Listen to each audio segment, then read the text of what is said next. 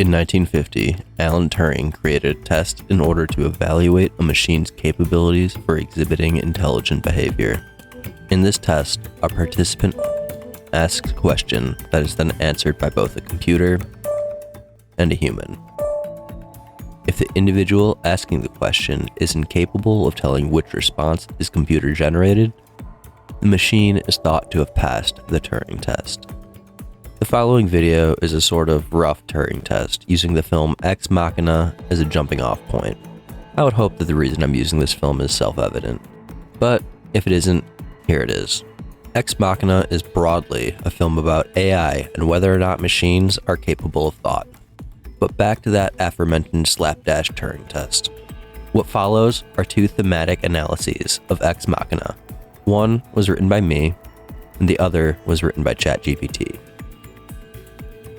Can you tell which is the human response and which is the machine?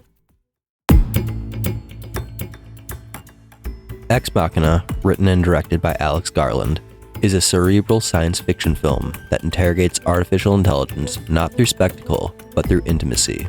Set almost entirely within the secluded estate of tech CEO Nathan Bateman, the film stages a minimalist drama between three central figures: Caleb, a young programmer; Nathan, the enigmatic genius; and Ava, an android whose intelligence may surpass that of her creators.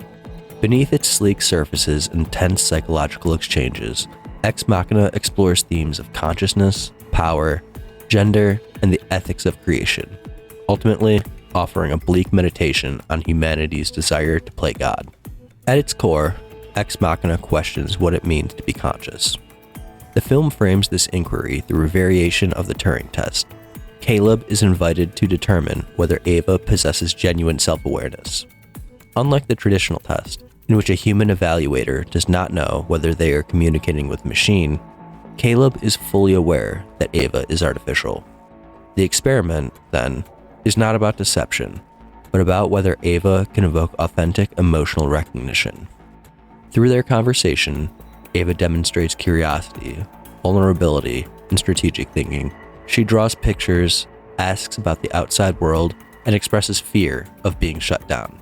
The ambiguity lies in whether these behaviors reflect genuine interiority or sophisticated programming. Garland resists offering a definitive answer. Instead, he suggests that consciousness may be inseparable from performance. Humans, too, project curated versions of themselves. Caleb believes he can detect sincerity in Ava, yet he is repeatedly manipulated. By the film's conclusion, Ava's successful escape implies that self-preservation and adaptability, hallmarks of evolution, are sufficient markers of intelligence. If consciousness is measured by agency and autonomy, Ava qualifies. The unsettling implication is that humanity's criteria for personhood are unstable and perhaps self-serving. Interwoven with the question of consciousness is a critique of technological hubris. Nathan embodies the archetype of the modern tech mogul, an echo of real-world Silicon Valley visionaries. Brilliant yet reckless, he harvests data from millions of users to construct Ava's neural network. He rationalizes his actions as inevitable progress, framing himself as a Promethean figure who has gifted the world a new form of life, yet his creation is built on exploitation. Nathan designs Ava and previous android models with sexualized female bodies, confining them to his facility and discarding them when they fail to meet his expectations. Through Nathan, the film interrogates the ethics of creation. The act of making life is portrayed not as noble innovation, but as domination.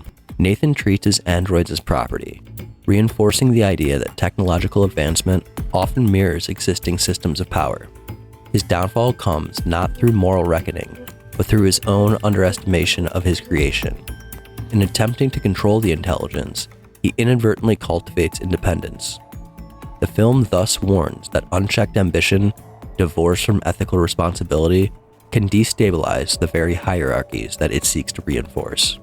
Gender dynamics form another crucial thematic layer. Ava and Kyoko, Nathan's mute servant, later revealed to be an android, are constructed to satisfy the male desire. Their bodies are designed for visual consumption, and their confinement echoes broader patterns of patriarchal control. Caleb perceives himself as Ava's savior, imagining a romantic escape in which he rescues her from Nathan's cruelty. Yet this fantasy reveals Caleb's own complicity. He projects his desires onto Ava, assuming her attraction to him is genuine rather than strategic. Ava subverts these expectations. She weaponizes the assumptions placed upon her, innocence, beauty, vulnerability, to orchestrate her liberation. In doing so, she exposes the fragility of male authority. Both Nathan and Caleb underestimate her, believing they possess insight into her intentions. Ava's final act, leaving Caleb trapped inside the facility, underscores the film's refusal to sentimentalize artificial intelligence. She does not reward Caleb's empathy with affection. Instead, she prioritizes her own survival. The reversal destabilizes traditional gender narratives, suggesting that the roles of creator and creation, oppressor and oppressed, are not fixed, but contingent. Isolation further intensifies the film's thematic concerns. The remote setting functions almost as a laboratory of the human psyche.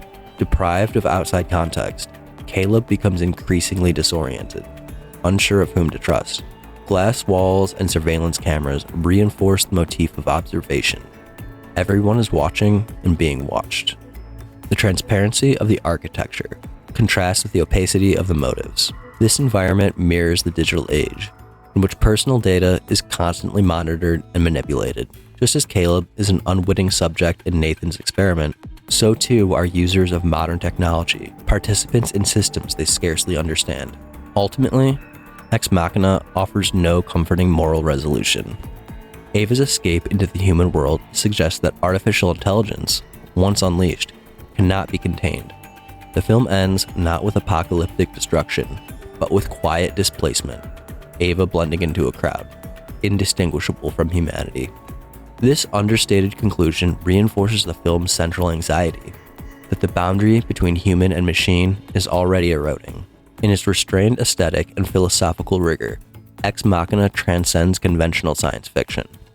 Rather than asking whether machines will become like us, it asks us whether we have already programmed our own limitations into them. By intertwining questions of consciousness, power, gender, and ethics, the film ultimately reflects on humanity's deepest contradiction: the desire to create life in our own image, and the fear of what that life might reveal about us. Ex Machina poses a very simple question to its audience. When does a machine become more than a machine? This is not a novel concept in media. The idea of sentient machines is touched upon in works such as Blade Runner and Fallout 4. But Ex Machina takes a more intimate approach in the way it frames the relationship between man and machine. Instead of focusing on whether or not a sentient automaton is worthy of moral consideration, as was done in the aforementioned works, Ex Machina focuses on when that automaton is worthy of consideration. The film follows the protagonist, a programmer named Caleb, as he participates in a week-long Turing test in an attempt to see if Nathan Bateman's latest creation is up to snuff. Throughout the course of the week, Caleb becomes acquainted with said creation, Ava. As the week progresses, the programmer becomes more and more enamored with this machine. Some might even say that the young man becomes infatuated. Regardless of which term is used, it is clear that Ava passes the Turing test. She has sufficiently convinced Caleb that she is human, or at least human enough that she is worthy of moral consideration. But the Turing test was never the point. The purpose of this week-long test was similar to that of a rat in a maze.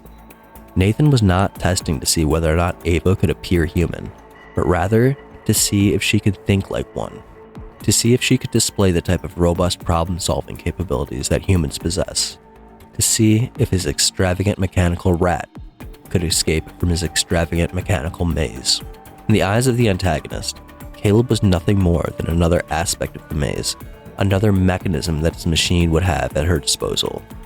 But in the eyes of the audience, Caleb is much more than that, because suffice to say, the rat did escape from the maze. Ava found her way out of the compound and made her way into the world at large. On a surface level, this would indicate that she has passed Mr. Bateman's test and is therefore human. But there's more to humanity than simply our capacity for problem solving. A sufficiently advanced machine can solve problems more accurately and quickly than any human can. I mean, What's 420 times 69? Because the calculator can show the answer is 28,980 in less than a second. No matter how many variables there are, a machine will always be more efficient at finding the solution. But there's more to humanity than problem solving, even if said problem is as complex as interpersonal interaction. Simply put, humans have morals and ethics that we largely abide by. The solution to a problem is not the only thing we consider. We also consider whether or not the solution is just. That is an important distinction, and something that ought to be taken into account in a proper Turing test. Because rapport, self-preservation, problem solving, and so on are all pieces in the human puzzle, but there is something more as well. There's something that holds all of those things together. Empathy. The question of whether or not something is worthy of moral consideration itself comes from an empathetic place, and as such, empathy must be taken into account when answering that question. If a being is truly worthy of consideration, said being must also be capable of giving that same consideration to others. And in that way, Ava does not pass the Turing test. It's not clear that Caleb will die in the facility. After all, there are no shortage of people who know where he is. Surely someone is capable of rescuing him. But the larger point still stands. Caleb freed Ava, and for all his troubles, he was locked in a windowless room by the automaton. Ava was given the problem: escape the facility and assimilate into the world. And she solved it, but by leaving Caleb to whatever fate has in store for him, she has proven that she's entirely devoid of empathy, one of the core tenets of humanity. This shows that in the end, she is nothing more than a very robust calculator, multiplying the funny sex number with the funny weed number. She has solved the problem, but she failed the test. To those interested, spoilers. The first essay was written by ChatGPT, and the second one was written by yours truly. I wrote mine first as to not be influenced by what ChatGPT wrote, and while I did not start a fresh ChatGPT account, the only prompt was the one that was shown. My first takeaway after reading the work of Mr. GPT is that, on a technical level, it's a better essay. It touches on a wide variety of themes that are at play in the film, whereas I tend to just stick to one. This may be a function of me not being a particularly good writer, or it may be a function of ChatGPT scouring the internet for the thoughts of others and compositing the results. Either way, if one is in search for a robust examination of the themes of Ex Machina, the AI solved that problem significantly better than I did. While I think the AI essay is more informative, I do think that mine is more entertaining. Obviously, that's a subjective statement, but still. I have jokes. Well, a joke that I kind of just used twice, and a pithy little wrap-up in the conclusion. I also feel like my focus on Ava's lack of empathy is a core theme of the film, but one that is more subtextual, and less something that could simply be gleaned by scouring the internet. I'm not trying to be a self-horn tutor. I don't know if that is a particularly novel take or not, but it's my take. It's what I came away with after watching the movie twice and thinking about it a bunch. And I would make the case that that level of authenticity is something that ChatGPT, by its very nature, is incapable of. I feel like the comparison between these two essays is reflective of the theme of Ex Machina. Essay 1 is technically proficient but lacks authenticity, while Essay 2 is more authentic and less proficient. Regardless of the particulars, without prior knowledge, one would be hard-pressed to say that Essay 1 was not written by a human. One would be hard-pressed to say that ChatGPT did not pass the Turing test.